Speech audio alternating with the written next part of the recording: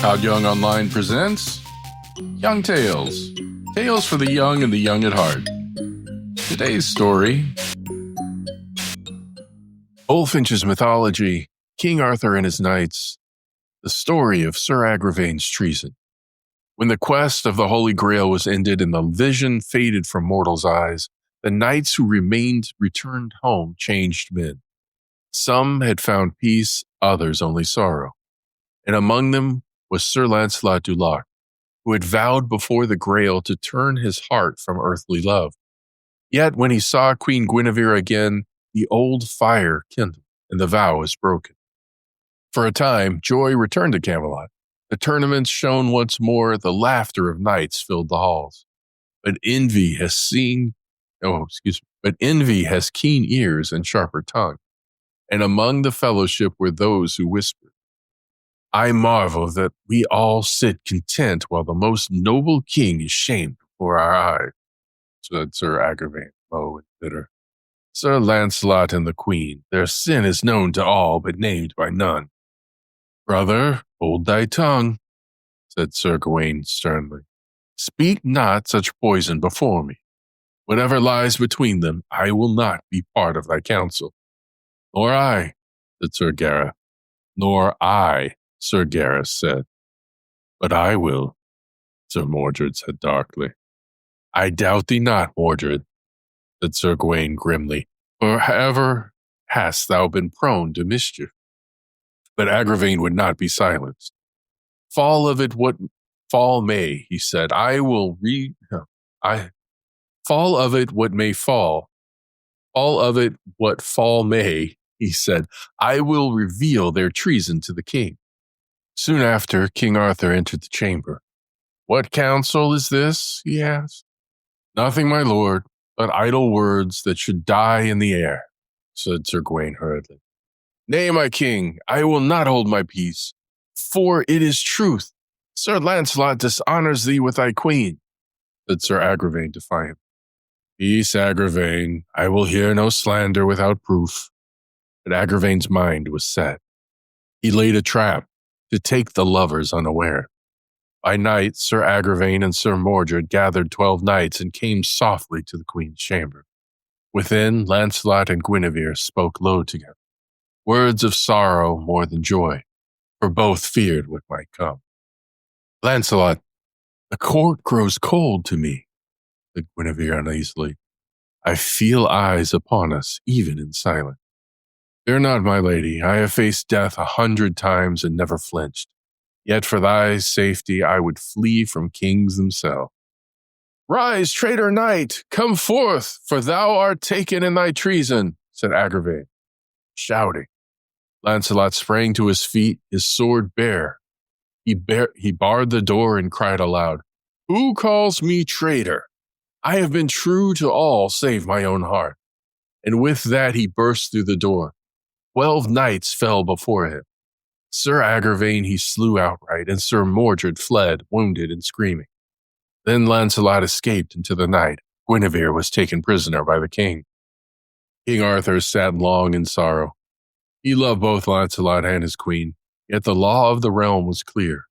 For such treason, there could be but one doom. She must die by fire. "My heart is breaking," he said quietly to Gawain, "yet the law binds even the king. Go thou and bring the queen to the field." "That will I never do," Gawain said grieved, "for I will not be of thy counsel in her death." Then the king turned to Gawain's younger brothers. Sir Gareth, Sir Gareth, will you obey?" They bowed low. "We will be there, sire, as ye command, but in peaceable wise, unarmed, for we will not lift sword against the queen." So the queen was led forth, weeping, to her death. The pyre was raised, the torches lit. A priest stood beside her, whispering the last absolution. But before the flames were kindled, there came a shout from the woods, the thunder of hooves. "Lancelot! Lancelot comes!" a knight said. Like a storm he fell upon the guards, scattering them as chaff. No mercy he gave, save to those who fled, and in the tumult the unarmed brothers Gareth and Gareth were struck down, unknowing, unarmed. When the smoke cleared, Lancelot lifted the queen upon his horse and bore her away to his stronghold, La Joyeuse Garde. When word came to Sir Gawain, he fell to the ground as one slain. When he rose, he went to the king. "Mine uncle, my brothers are dead, dead by Lancelot's hand. Bear witness, I swear by my knighthood I shall never rest till one of us has slain the other." "You shall not need to seek him," Arthur said, grieving, "for Lancelot abides us at Joyeuse Garde, and many good knights draw unto him." "Then summon all your friends, my lord, and I shall summon mine. There will be no peace between us," said Gawain. King Arthur laid siege to Lancelot's castle with all his host.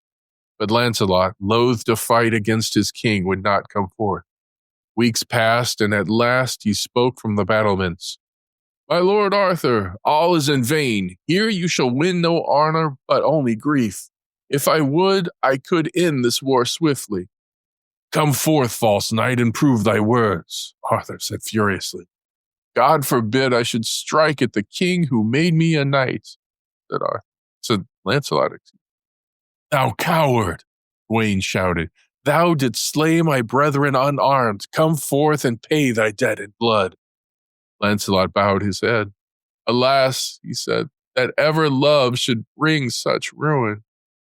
At dawn the gates opened, and Lancelot's knights rode out in shining ranks. Sir Bohort, Sir Lionel, Sir Hector de Marys, Sir Palomides, all charged in the king's name, yet for Lancelot's cause. The battle raged till the sun stood high. Sir Lancelot forbade his men to strike at Arthur or Gawain. When Arthur was unhorsed, Sir Bohort lifted his sword to slay him, but Lancelot stayed the blow.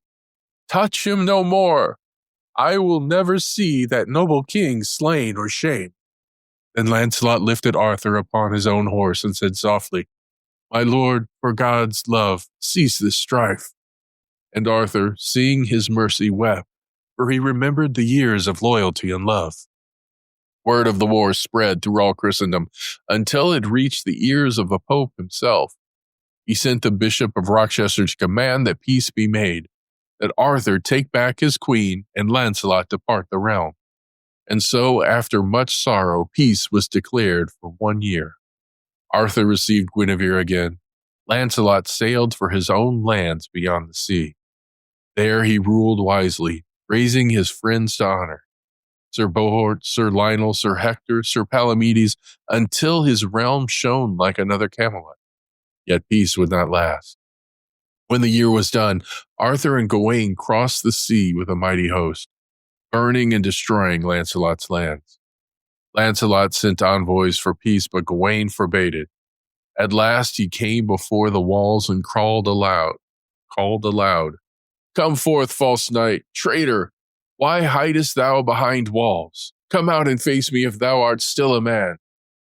"My lord Arthur, I have forborne long, but now I must defend myself, for Gawain hath accused me of treason." And so they met in single combat before all the host.